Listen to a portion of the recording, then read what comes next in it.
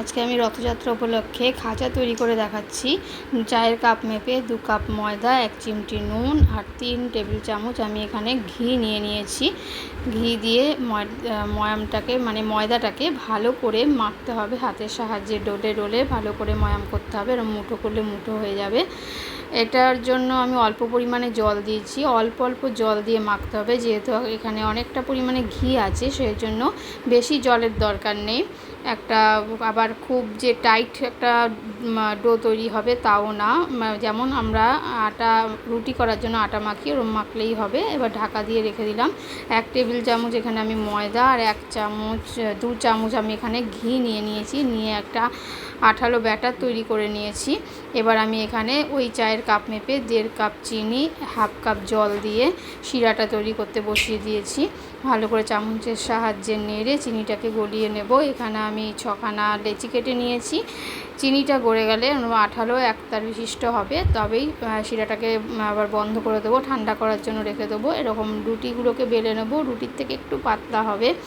প্রতিটা লেয়ারের মধ্যে আমি ওই ময়দা আর ঘিয়ের মিশ্রণটা লাগাবো আর একটা করে রুটি আমি এর মধ্যে দিতে থাকবো।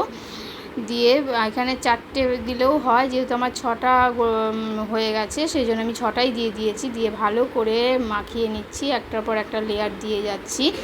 দিয়ে আমি কি করব, লাস্টে যেটা দেবো সেটার উপরে একটু প্রেস করে হালকা হাতে একটু বেলে নিয়ে বাকি যতটা ব্যাটার ছিল সব দিয়ে দিয়েছি। দিয়ে রোল করে ভালো করে কেটে নিচ্ছি।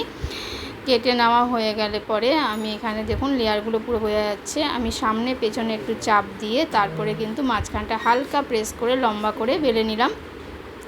এইভাবে প্রতিটা লেচি আমি এরমভাবে বেলে নিচ্ছি। বেলে নেওয়া হয়ে গেলে আমি এখানে তেল গরম করতে বসিয়ে দিয়েছি। তেল গরম হয়ে গেলে আমি এগুলোকে ভাজতে ছেড়ে দিলাম তেলের মধ্যে। এবার চামচের সাহায্যে ভালো করে তেলটাকে একটুখানি উপরে ছিটিয়ে দিতে হবে, যাতে লেয়ারের মধ্যে তেলটা একটু ঢোকে। ভালো করে উল্টে পাল্টে দিতে হবে। আঁচটাকে অতিরিক্ত বাড়ানো যাবে না, তাহলে কিন্তু ওপর থেকে পুড়ে যেতে পারে। দেখুন কি সুন্দর ফুলে উঠেছে আর লেয়ারগুলো প্রতিটা বোঝা যাচ্ছে। এইরকমভাবে একটু লালচে লালচে করে ভেজে নিতে হবে। আপনারা এইরকমভাবে একবার তৈরি করে খেয়ে দেখুন, দোকানের থেকেও খেতে দারুণ টেস্টি হয়।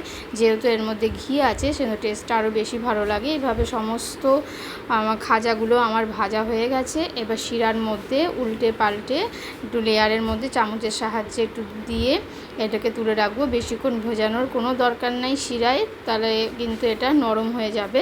প্রতিটা এরমভাবে ভেজে তুলে নিলাম। আপনারা একবার এভাবে খেয়ে দেখুন এবং আমার চ্যানেলে কমেন্ট করুন এবং সাবস্ক্রাইব করুন।